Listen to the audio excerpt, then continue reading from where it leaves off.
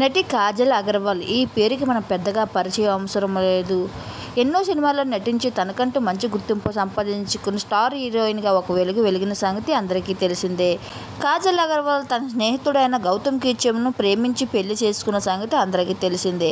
పెళ్లి తర్వాత సోషల్ మీడియాకు దూరంగా ఉంటూ తన ఫ్యామిలీ లైఫ్ని ఎంజాయ్ చేసుకుంటూ వస్తుంది. ఇండస్ట్రీకి దూరంగా ఉన్న మళ్ళీ త్వరలోనే కొన్ని సినిమాల ద్వారా మళ్ళీ ముందుకు రాబోతుంది కాజల్ అగర్వాల్. తన కొడుకు పుట్టిన తర్వాత మొదటిసారిగా కొత్త సినిమాను తీయబోతున్న సంగతి అందరికీ తెలిసిందే.